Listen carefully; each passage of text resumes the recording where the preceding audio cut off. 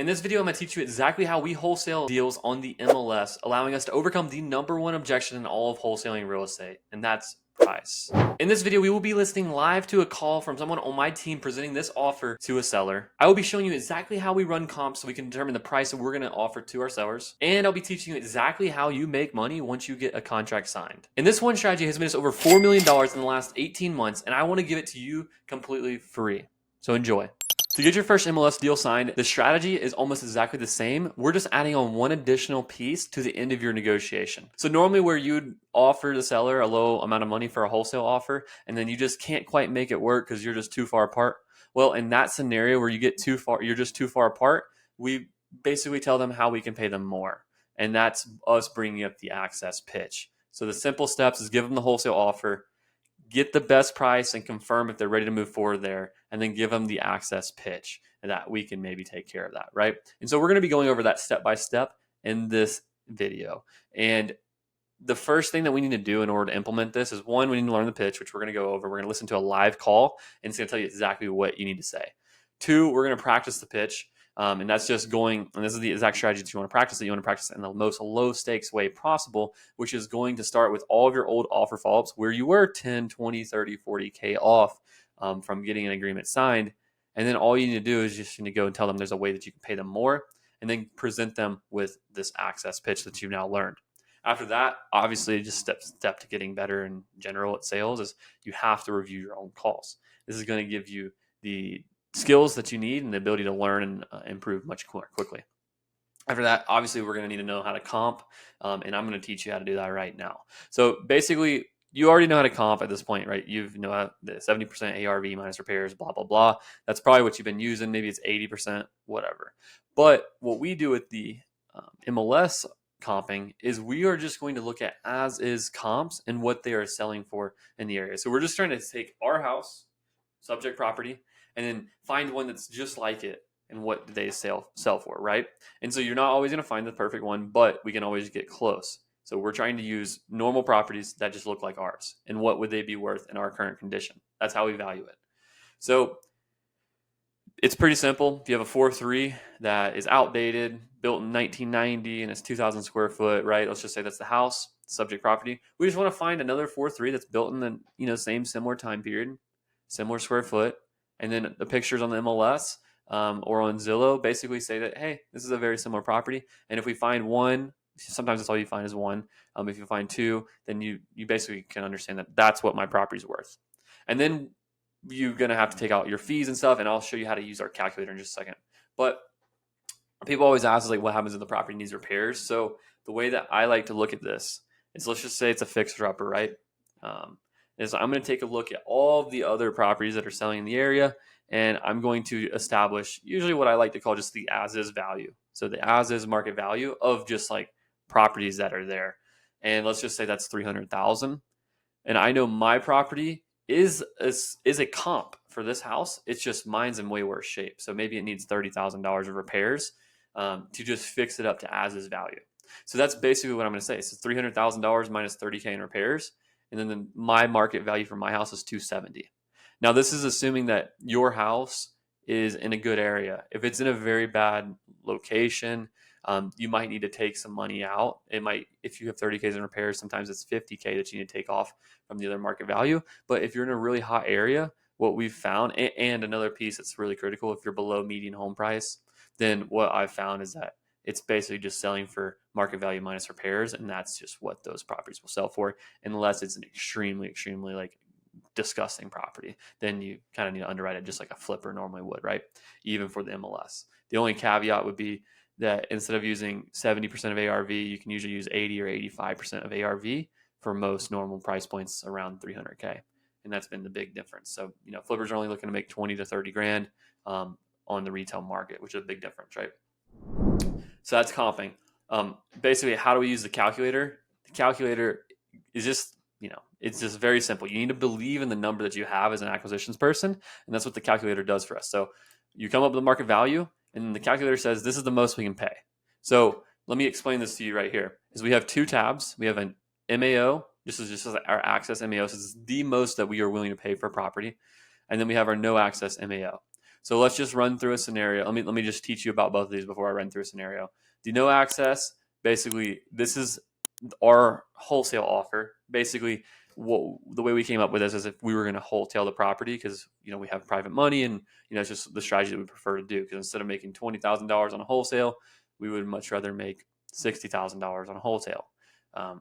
And that's just kind of our philosophy and process, right? So for us, what we do on this one is this is going to be our first offer MAO, right? So this is our cash offer MAO. So typically when if this 220 was our MAO for the no access, we would offer like 205 or 210, right? Just so you guys understand.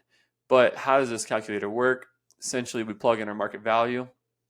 We say here's our desired profit, and it's based on the range of where the 300K lands. So if it was a $375 house, then we would want to make 70K. If it was a $50,000 house, then we want to make 30K, etc. Right? We also put in our months hold so we can calculate our interest, so we know that that's coming into account, right? So basically, this is just going to be, this formula is very simple. It's just the sum of all. It's basically $300,000 minus all of our expenses minus our fee. And that's how we come up with that price, right? So that's our no access MAO. This is going to be our first offer that we're giving people. And again, it's just based on our market value. Then our next one is going to be done. And also we can add in repairs. So let's say in that scenario too, where it's $300,000 house, but needs 30K in repairs, then we could just pop in 30K here. And then that will lower our offer, 30K. Obviously pretty straightforward, right? So let's just say there's no repairs. Let's just say it's 300,000. We're going to go here, same thing. The only thing you have to change would be the market price and then your desired profit. For us, we want to make $30,000 every deal. So that's what we put in there. So this takes all of our fees. Basically the MLS fee, it's just like what it costs to sell it. This is our buyer agent fee of 3%. So if, for example, you have a selling agent that you pay more than 3%, more than, you basically have to pay more than this on the front end, then you just want to, change the formula according to whatever you need. Another thing as well is you may not have some of these fees, right? And closing costs might be different. So this is for both calculators. These are just Georgia closing costs and also pretty similar for Texas. So it's just kind of the cost, right? So now I know my MLS MAO, if I'm going to do the access pitch, is 258, 500 basically. Now I know I can start at 220. So basically, if I was to wholesale this house, I could probably pay max, 220. We don't even care about ARV because honestly, we're not doing ARV work to the property. But 220 would be like my wholesale offer roughly, but I can pay 260. That's $40,000 more by being able to have this additional access to the property, right? And so that, that means you can get a lot more deals signed, right? So that's the power of it. And this is how the calculator works. So now when you go into a negotiation, to negotiate hard on your 220 number, and that's like the cash offer, and you can weigh between the cash and the access, which you'll get into and understand all that later. But you also know the most you can pay is 258, which gives you the confidence to basically tell them like, yes, we're very confident in this number, right? If you don't have confidence in the number you're presenting, then it's gonna show through. So that's why this calculator is a huge, huge help. So basically moving on to the next piece, now that we know how to use the calculator, we know how to run the comps, we know how to do all that kind of stuff. I'll also have a comping sheet of like how we train people to comp in the Google Drive. It's a full detailed SOP that you guys can get. Just link in the description down in the video, and it's just in the Google Drive for this free course, right? So let's go into a call review, and basically this is going to be where we learn the pitch, right? So obviously the pitch, if I'm going to give it to you in a very broad statement, we're going to tell them the offer of $200,000. Let's just say that's our first offer. And essentially they're going to say, hell no. Like, okay, well, where were you hoping that we were going to be? And then they would say, maybe it's like 250, right? Well, I really wanted 250 and that was just kind of it. Okay, gotcha. So if you got anything less than 250, we might as well walk away as friends. Yeah, no, 250, that's got to be it. Okay, cool. Understand. Well, there might be a way we can get you the $250,000. That's the only way that I've seen, my finance department ever come up in the number that they qualify properties for. Is just if we have the ability to have access to the property for, our retail investors. And then boom, stop, shut up, let them talk. Well, okay, if you could do that, well, what does access look like? And you start to explain what all these steps are. And basically, they're like, well, why do you need the retail partners? Why do you need this? Why do you need that? It's very simple. Not every property fits our buy box. And, there's other people who we can go and partner with from the retail market, these retail investors, and they have different exit strategies that allow them to pay more for properties. And sometimes we bring them in to partner with us on deals. And this just gives us the flexibility to make sure that we can perform on our word of getting this sold for you by, whatever date we agreed on. Right. And boom, they're like, okay, this makes sense. And, long story short, we're going to go through, listen to a call. I'm just giving you the high level of how it works. Make an offer, find out their best number that they're ready to commit to, make them the access pitch, and then overcome objections from there. And then if they agree on price, it's more about, if we agree on price and we're both under the MAO, the only thing that we're disagreeing on is the way that we're going to get you that price. And so we basically just have to overcome the objections to the way that we're going to get them the price. And that becomes the only conversation. It's not, well, I don't like that price. And then, what this allows you to do is like, hey, look, if you don't like the terms and you need terms that are cash terms, then like we're going to have to be at that $200,000 I offered you initially. And that's just because that's where I'm confident. That's where we can perform there, blah, blah, blah, right? You can make your whole spiel. But that allows us to basically dive deep into the terms. And if they don't like the terms and they like the cash terms better, then that's where the value comes in and they're willing to give up that discount. We get a lot of deals that way, just being able to weigh the options between each other, right? So let's listen to the call. I got one here pulled up. I already have it at time period. Basically, we're going into presenting the offer. And I'm going to leave it on normal speed because I know listening on 1.5 is sometimes a little bit challenging.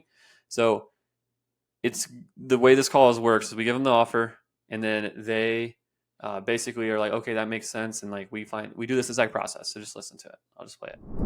Now getting into what the property qualified for.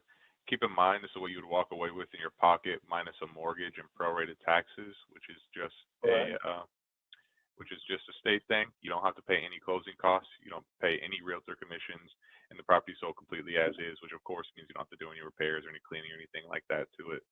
And also, it allows you to be done being landlords and move into that bigger house.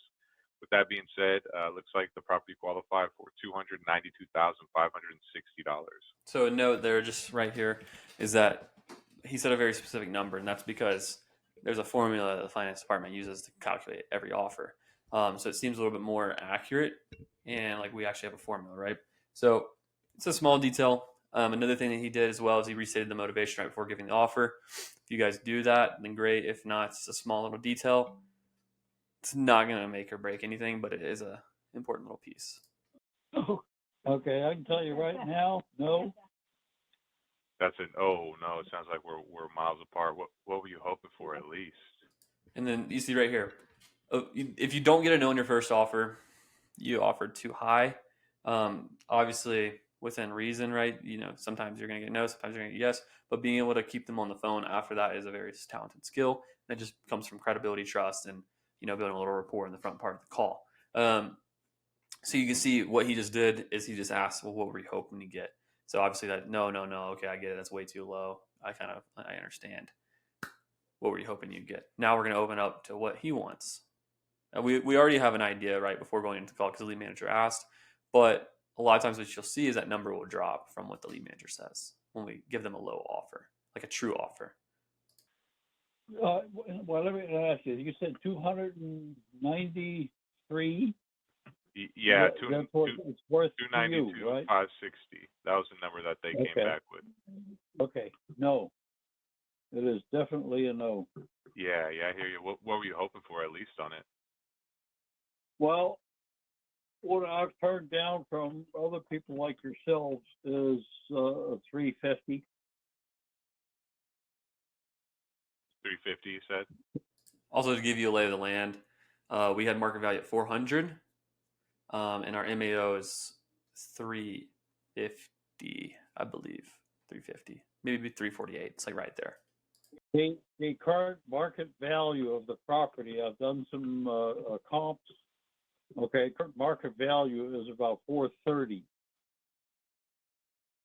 And what that says to me, I'm not going to go below 350 on a sale. Wouldn't go below on a cash 350 on sale. a sale. Mm-hmm. Gotcha. Okay, so really, anyone, if anyone was to come up and offer you anything less than 350, you wouldn't even consider it at this point. That's correct. And so this is a very critical question. We want to ask this to everyone, whether it's Dispo, whatever, acquisitions, any kind of negotiation. So they say a number. It's like you just ask them a question. Like, well, what happens if someone was to offer you less? Well, I would say tell them to go walk away. Like that's, I want 350 and I feel like that's a very fair deal.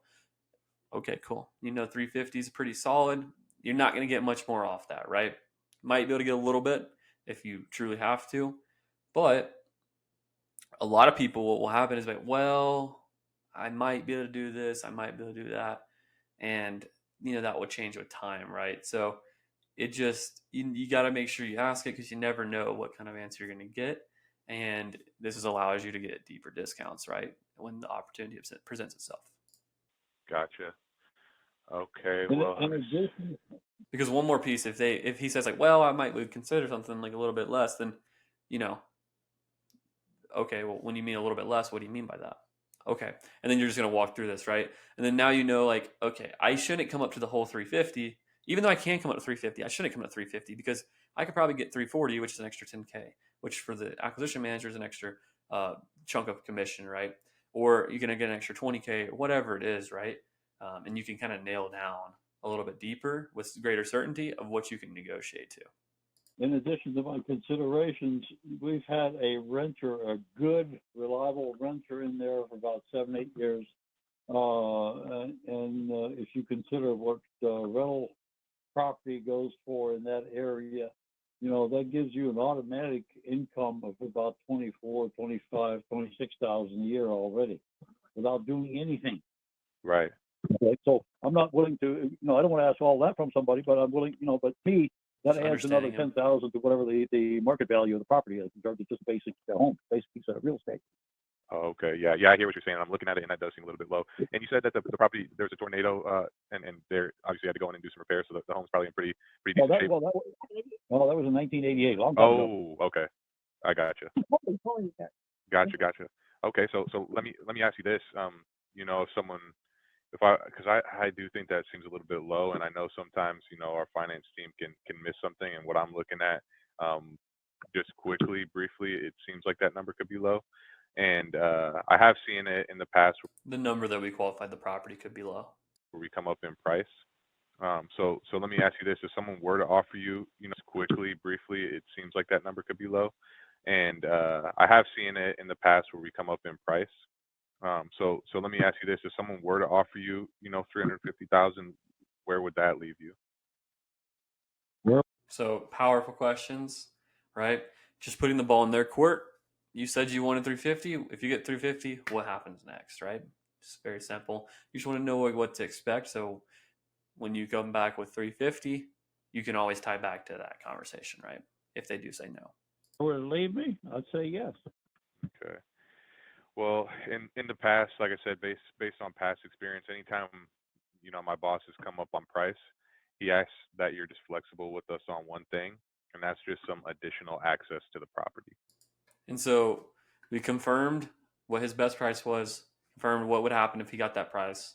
And then now we know that, hey, look, that's within our MAO. Even if it's not within our MAO, we're going to negotiate a little bit different, right? If we're like, yeah, we can't do 350, we're going to, the most I could even see us potentially coming up to would be like, 320. And that's just because of the blah, blah, blah, the way the current state of the market and what we're seeing with, time, whatever, just make up something. And then basically, so that's kind of just where we're at. And then we're going to go to the same pitch. And like, basically you'd say, well, if at 320, would you even want to entertain like how we could even come up to that? Like if we came up to 320, it probably wouldn't even make sense. No, it wouldn't. Okay, maybe, yes, it would. Okay, would you like to hear how we could do that? Boom. And then you go into the same thing. Right. So we just did the access pitch, said, let me just read that one more time. Say yes. Okay. So you confirmed? Well, in the past, like I said, based on past experience, anytime my boss has come up on price, he asks that you're just flexible with us on one thing, and that's just some additional access to the property. Right. Oh, in other words, you want to go in and see it. So it's not 100% the normal reply. Normally they say, what do you mean by access? But she kind of asked the question. She just said, so basically you're saying you want to go and get and see it, and then Marcus can clarify. Yeah, exactly. So exactly what I mean by that is, this would just allow us, you would allow us to, get some pre-scheduled. We come to the property at some pre-scheduled times so that we can allow some of our financial partners and some retail investors who are accompanied by agents to do some quick walkthroughs. Uh-huh. Mm-hmm. That seems fair to me. I kind of Hesitate a little bit. I'm afraid I don't want to scare the renter away.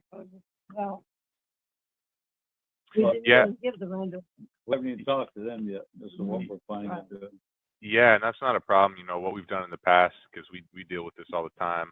I was just talking to Jim earlier, and he was in a similar situation where he didn't want to, scare his tenants off. He was worried that if we came out there, that would, make them, stop paying rent or something along those lines. Right.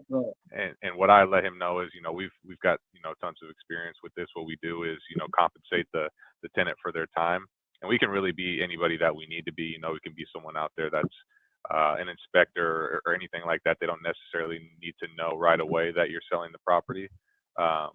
It just would allow us to kind of get in there and like I said, do some quick walkthroughs, all that pre-scheduled times with them. We're 100% respectful of their schedule. So that way, we'd coordinate with them and what we've done in the past is compensate them for their time. Like I said, we'd give them like a gift card to, maybe their favorite restaurant or something like that. Anytime that we had to come in and view the property. So basically just like addressing the fear of like head on. If I would have, give feedback on this call, I would say like, well, what exactly is your concern with the tenant? And then then I would tie a third party story or a solution to that. This is still a good overcome, but I would ask a question before giving an overcome. Oh, well, when you said anytime that you have to come in and view the property, are you saying that you may have to go back 2 or 3 times? no. Yeah, no, she's correct. What we do is, and just being 100% transparent with you, the reason that we're able to come up on price is because we allow these people to get their eyeballs on it. Some people that we're working with, and they obviously just want to see what they're dealing with. And that's exactly what I mean. We would typically in a situation like this is we'd have a 60-day close with a 30-day due diligence period, and we'd come out typically about 3 1-hour time slots per week. And so right there, he said, some folks come out would have been a little bit more targeted, so our retail investors and retail partners who might come in and partner us on purchase of this property, can come out and take a look at the property and see what they're getting themselves into. Instead of asking them folks, you'll see this creates a little bit of an issue just because it's vague and doesn't make sense, right? Within that due diligence period to allow those folks to walk through. What do you mean those folks? How many folks are we talking about? Yeah, that's a good question. It's just like I said, some of our some agents and like I said, some retail investors who are accompanied by their agents to do those quick walkthroughs, and some of our financial partners as well. Yeah. Well, okay, you didn't answer my question. How many is some? Is it going to be several times of 2 or 3 people as a group, or what? Yeah, we would try to, organize it so that way we could limit the amount of visits that we needed. Not a massive group or anything like that. We'd never bring in 10, 15, 20 people. It's something around, like you said, 2 or 3 people at a time. And that way, we can minimize the amount of visits that we need to be in there. That makes me a little nervous. Not in terms of the property value, but in terms of the renter. It's a woman by herself with 2 kids. Okay, 2 teenage kids. Okay. And I need to think about that, whether I want to do that to her or not. Okay. Also, you're talking about 30 to 60 days before you. 30 days for due diligence, and then 30 days to close. So Correct. we can't go to a realtor or anybody else in that time. Yeah, we would ask that you would commit to us for that period of time, because like I said, we would be Yeah. committed to No, you and no, be prepared to I purchase don't the want to do property. that. I don't mind you going through and looking at the house. I have no problem. We have no problem, I'm sure, but not 2 or 3 times with a bunch No. of people to that. I think that's asking too much. Okay, well, how many times would make sense for you? I mean, in the past, what we've done is like you said, we've had larger groups, so we'll do it a few, a few less times, but we just have more people come in at once, so that way we could knock it out and not have to have so many walkthroughs. Yeah. I really don't think I want to commit to that. Okay. Okay, and it's just because it's just too wide open. If another opportunity comes along in the meantime, I'm committed to let you do what you want to do for at least 30 days, and that just ties me up too much. Okay, so 30 days is too long. So it sounds like that's kind of a big problem there. So what if we were able to cut that down to like 15 days? No. I just don't want to do that. Okay. I'd rather terminate this call. And so this is like one of the objections that might come up, right? And this is where Marcus is basically asking for like less days, because we can like let you know in a shorter amount of time. We don't need 30 days. We can negotiate that down. That's what he's trying to do right here. The only thing that I would say that comes up in this call is he doesn't want to disturb the tenants, which I think Marcus did an okay job. His other fear, I don't know if he's addressed it exactly or if he does in a few. He basically said, I don't want you guys to evict the tenants. I want you to buy it with the tenants in place. And the thing that he should do here is like, yes, if we can't have as much access, like we can't pay as much. That's just the reality of it, because we don't have as many, we can't get as many people into the property, right? And that's just kind of what happens. The other piece of it too is if we have to buy it with the tenants and like we're not going to evict them, it's in North Carolina. This is where this deal is. It's state law that we have to give them a 30-day notice, so they would get at least a 30-day notice. But like, what would you feel like? We'd ask them like, what would you feel like is fair for you, that we would give the tenants, like, to make sure that we're in the right with them. And then whatever they say, then like we're like, okay, well, because, and then based on what they want, we can craft the offer around that. So if they want a 60-day notice, then like, hey, that's going to slow us up. And just so you know, with us getting a 60-day notice, it's going to push our timeline out and it's going to make us less certain, especially if we can't have access to later, blah, blah, blah. And then we're just going to state we're going to be at a lower price because of that. The other side is if the tenants like won't let us in at all, then like we would have to, or if they don't want us in at all with the tenants, basically we have no access, then we just have to let them know that we have to be back at the other price of the initial to 100 or 290,000 or whatever it was, right? And so that's the one thing that I would say to listen for in the rest of the call, but is the one area where we could have continued the conversation by just asking how important this is for you. And like, obviously there's some objection to like him wanting to be able to sell this fast, to knowing the certainty, and that's kind of where his objection lies, right? So you would want to bring that up and have a conversation about it as well. Okay, so no amount of due diligence would work if we were able to get you 350,000. Not for I don't mind you going through once and taking a look at it. You take pictures, do whatever you want to do. But other than that, I need to cut this shorter, and I need some sort of guarantee that after that week it's not, either we're going to go ahead with it or the agreement is null and void. So you're saying it would be, you'd feel more comfortable with a week of that due diligence?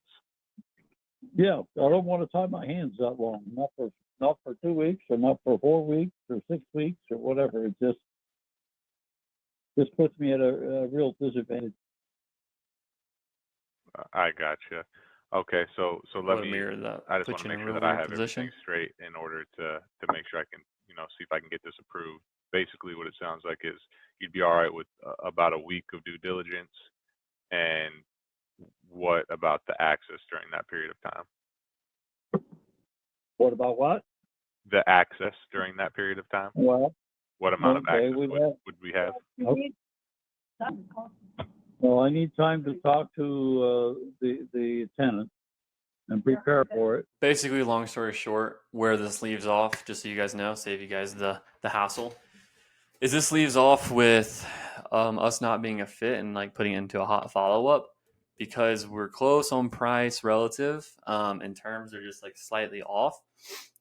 So what I believe would happen, right, in a hot follow up scenario is in the way this should have ended is like, hey, look, in order for us to like, do a 7 days due diligence and buy it with a tenant in place and blah blah blah, like, that's like typically like going towards our first offer. Like, there's just no way we can do that with where we're at right here. Especially like considering like you don't, the access stuff is like too tight and like we just need a little bit more time. So we should have weighed the options there and continue the conversation. So that would leave us a little bit more leverage in the follow up because like likely this guy already mentioned he gets a lot of phone calls earlier in the call. So someone else is probably going to tie him up, then they're going to back out or price reduce and be a lot lower. But because we have that credibility and gave him a lot more reasons for why we need to be places, he would likely come back to us because he trusts us, right? So that is the gist of like how I would have finished it a little bit differently. But I still think overall the pitch is textbook, and you can see that they're very open to it immediately. The hardest part is the part is going to be just overcoming the objections on the back end. And so that's why we have a list of the objections so that you guys can basically come here and see all the objections Marcus used in that call, and you can just read through these. For the most part, it's just going to be referring back to like access allows us to pay you more, and there's things that they can do that give them the ability to pay us more because they have different exit strategies, and that's pretty much it. Like, we're pretty picky, and like as you can see, our finance department's first offer was, if we were solely taking this responsibility on, was quite aggressive. So yeah, so that's kind of it. Boom, and that's the frame you're going to be holding, right? So going back here, we have the objection sheet. Just go through all of them. There's a ton of objections here. Also on the actual script itself, there's objections as well. So I want to go through, like, once, let's just say we agreed on the amount of money that we're going to pay. You always want to go through a contract call because the contract has a few nuances in it that are not on every contract, right? And the main one I'm talking about, a lot of you might already have this, is the right to list the property in the MLS. And we also have a power of attorney on the bottom that basically just allows us to get this on the flat fee listing company. The power of attorney, all it says is just like, we have the right to execute listing documents, addendums, disclosures, blah blah blah. We can't like sign for closing on behalf of anyone. It's just literally we can just take this and we can list on the MLS. That's literally it. That's all it's used for. And basically in the contract call, we're just going to basically confirm, like, hey, I just want to confirm everything looks good to you in the agreement, and you have any questions, if everything looks good in this agreement, basically, and you have no questions, what would happen next? I'd sign it. Okay, great. Before we go over this agreement, just want to make sure you're ready to move forward on the sale 100% on the property. I don't want you to make any decisions you're not 100% confident on. Sweet. And you can just pick one of these two and do it. Basically, if they say no, you're just going to dive into that, right? And figure out what's going on. The basic guide for the contract call is, one, we're going to be reading the purchase and sale agreement, and then this kind of just goes along with it. Is basically we're going to be going through each piece, and if you have any questions on how to say certain parts, like here's section 1, here's section 2, what's the earnest money, there's the objection, and then basically this goes all the way to the bottom to the time limit of the agreement, etc. After that, we have the memorandum objection, because there's a memorandum thing that allows us to file a memorandum on the property, and basically just like, you can read this. It just publicly shows that we want to buy this property and we're serious. The right to list on the MLS objection, because this is going to only be in the contracts that we are actually listing on the MLS. This is just basically what allows us to expose the property to our retail investors, which is why we were able to come up in the price that we kind of agreed on, right? Okay, great, makes sense. But after that, we just set the rest of the expectations for the agreement. So we basically just tell them one of our, transaction coordinators is going to reach out to you, and like, when's a good time for us to go ahead and get some pictures. They're going to ask for pictures, they're going to call you, they're going to introduce themselves, blah blah blah. They're going to set up all that kind of stuff. They handle all the back end walkthroughs and everything there. And then boom, they're going to say Melanie she handles all the paperwork, she's going to do this, she's going to do that, and then perfect, we give them their phone number and we get them to save it in their phones, and then they just ask if there's any other questions, etc. one of the options that you can use if they ask for their attorney to review it. We don't always use that every time. And then this is just like filling out Salesforce. So that's pretty much it for the contract call. Very basic, but it is important that you do it, because if you let them off the phone and you just send a DocuSign, they're probably like, 30% of the time, they're not going to send it back. And we want to make that be 100% of the time that they send it back. So that's why we do it. And then it also allows you to overcome any objections that might be there that are hidden, or just objections on the actual contract itself, where they don't fully understand something, and you can fully set the expectations for how it's going to work. And that's just a really important call, right? So now that you got your contract signed and you just need to make money. So for everyone who's doing this, unless you have like a fully built out Dispo team, I would recommend you basically Dispo this as an agent. It's just way easier. It costs a little bit more, but it's way simpler, and you can just focus on getting more of these deals. So if you're not getting contracts on autopilot, then like don't Dispo it yourself. You're just gonna waste time, and it's not the highest use of your time. And if you do, then like I have other videos on exactly how to create the best listing and Dispo yourself. But I want this to be the fastest for you to go and get your deal on the MLS, or to get a contract signed for the MLS and then get it on the MLS, so that you can sell and make money the fastest and the easiest and do the most of them. And that's going to be by you not doing Dispo, by you focusing on getting more of them signed. And so that's the way that we teach, is how can we get the most results the fastest. So basically the acquisition manager or you are going to be the seller point of contact once the contract gets signed. There's information that we need to confirm with the seller, and this is going to look a little bit different if it's you just transferring. Like, let's say you lock it up, I lock it up, and I'm at the transfer, and I'm going to be the point of contact through Dispo. It's going to look a little bit different for this intro. You're not going to set all the same expectations, because you should have set a lot of them in the acquisitions call. But this just gets a gist of like what expectations you should be setting if you're doing it that way. And if there is a transfer from an acquisition manager to you or to whoever, a Dispo person, then you basically want this call to take place, because it establishes a new point of contact with legitimacy. Because a lot of times what happens is people will reach back out to the acquisition manager because they trust, like, and know them more. But we really want the next person to get handed off to be a very professional handoff and get all the information we need, because we have to make the listing, right? So there's basically an intro. You can go ahead and read the intro. It doesn't really matter. We do what's called a manager pitch. Just ignore this. I'm actually just going to delete it. It doesn't matter. And then we just confirm information, right? So we need to confirm this information so we know that when we're running comps and underwriting it, after we get pictures, we're accurate there. And then we also have to make the listing form that needs all this information, which is just a lot. So we're just going to ask all this stuff. Septic or city, it's a big well or city. Exterior walls, like it's a brick, whatever. Because sometimes it's kind of hard to tell, right, from pictures. Anything outside? Is there an HOA? Rental restrictions? Can you give me contact for the HOA? It's important. Utility companies, just because we purchase a lot of properties, are the utilities on, power and water. For any conventional loan, any finance loan, you're going to need for the inspection all the utilities on, gas, power, water. And then, like, have you ever done a septic inspection before? Just another one to ask if it's on septic, because have you done one, and when's the last time you did it? Because that's just another one that could be a major issue if you don't get it taken care of. So these are some of the next questions we ask.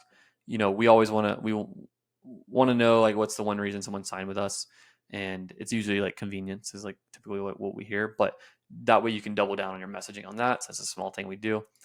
We just want to confirm access information. So the acquisition manager is going to send us the information that they get from the seller and say, hey, we got these 3 times a week, or just give 24-hour notice or whatever. We're going to confirm that. If they don't have any notes on it, we're going to, regardless, we're always going to ask, hey, like, it makes it a little bit easier on our end if we're able to just give you a 24-hour notice on the property. And basically, like the easiest way for us to do this with you is if we can have a 24-hour notice to go to the property, and if we could even toss a lockbox on there, just so that you don't have to go out to the property all the time, and then it just makes it way, way simpler for everyone involved.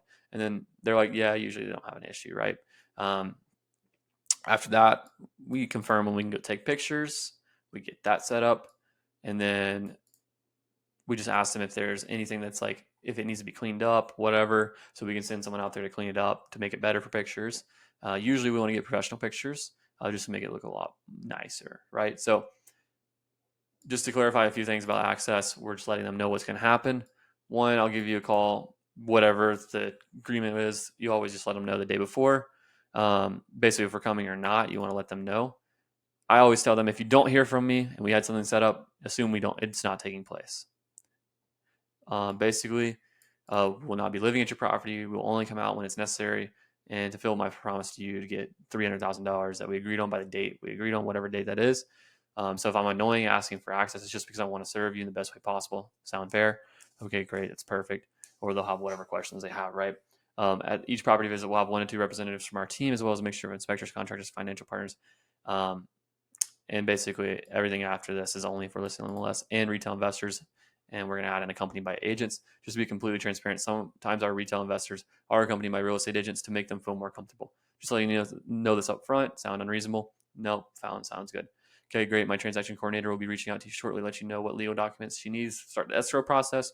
Just to do her part of the job. There will only be 1 document sent to you.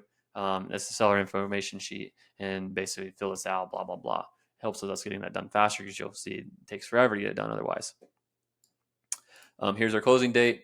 Will the property be vacant at closing? No, it's not. Okay, well, let's create a game plan for how it's going to be vacant with them. Do you need help moving, etc.? Are you flexible on moving the closing date up if we get our side done faster? What's the best time to contact you if I need to get in touch with you? And then ignore manager pitch.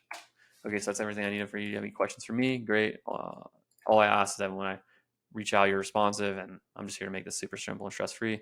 So boom, that's it. And there's a couple of objections here if you want to read them, but otherwise pretty much straightforward. So this is just like the general expectations and information we want to get so that they know like what's kind of going to happen, right? And we just want to lay the land for that. So once we've done that, we've introduced ourselves as the seller. We want to take professional pictures of the property, which I talked about in there. So we got the date for the professional pictures, and that's it. So just go on Google, type in list my house pictures to list my house with, professional pictures, whatever it is, right? If you're in Georgia, Curb Appeal is a great company. Interview 5, and then like once you get the pictures, you're basically going to get that. You need to get it listed now. So we need to find a real estate agent who can do that. And I think it's best to find an investor-friendly agent because they usually work a little harder sometimes. Like, no offense to any agents, but just generalizing. I mean, that's just reality. And the way you do that is you can go on there and you can find people who are listing ARV properties for investors because sometimes they're better. Sometimes it means it's an investor-friendly agent. 2, it's a listing agent who has a more as-is listing already out, but the pictures are nice, right? So they make a really nice as-is, kind of not great property look really good. That's another great person to get an interview. Just go find 5 of these people, call them up, talk to them, basically find out like, hey, I have these bad listings. Like, what's your strategy when you get a listing that just like kind of like needs work? Like, how do you sell it? Tell me about this. How do you negotiate? You get a low offer, blah, blah, blah. What's your philosophy? And then if you like them, then you like what they got to say, then let them do a listing. I would offer them 1.5% commission. And basically saying that you're going to do multiple days of the month, and they can get a lot of listings for very, that's it. And then other than that, once you get a listing agent, they're going to list it. And you're going to find the boots on the ground because you need someone to train to go do walkthroughs, unless you're in the position where you want to go do all those, but you should be focused on getting more deals signed. So paying someone $50 to $100 to go and run a walkthrough is ideal. You do need to train these people though. And essentially like you're just going to train one person to go and distract the seller and talk to them and keep them busy. And the other person to like check the buyers in or the agents in as they get there. If there's less than 5 people, you just need one person at the property. If there's more than 5 people coming, you need 2 people at the property. So less than 5 people, the way the rules would work is this person would go and introduce, let's just say it's one person coming to the walkthrough. I'm going to run the walkthrough. I would go talk to the seller, introduce myself. Hey, I'm here basically as a representative for Frosty Assets. And, if you need anything, let me know. I'm just going to be here facilitating the walkthrough of the property. And if you got any questions, let me know. But I'm going to go out there, wait for them, make sure that the person coming to see the property has everything they need, and then I'll come back and hang out with you if you want or whatever it is. Boom, go talk to the agent, check them in, get their name, just so we know that they showed up. Ask them if they have any questions, just like, whatever it is, answer it or defer back to the Dispo rep or whoever's the person selling the property. and then let them go in. I'm the person running the walkthrough. I'm just gonna go back in, talk to the seller, hang out, just have a good time. Once the person's walked the property, it takes like 15-20 minutes usually. Just roll out, and that's kind of it. I always like to get their feedback of the buyer once they've walked the property, just to understand what they're doing, what they liked, what they didn't like. They're gonna make an offer, if not, and then depending on what they say, I will let the dispo person know their feedback so that they can have it regardless of whether they answer or not. Because a lot of times agents, if they don't want to make an offer, they're not going to call you back. That's just kind of the gist. So anyways, with that being said, you should have all the tools you need in order to go and start making the pitches to sellers on how they can make more money, or how you can basically pay them more money and they can make more money as well. And with that being said, go and give some offers, and good luck.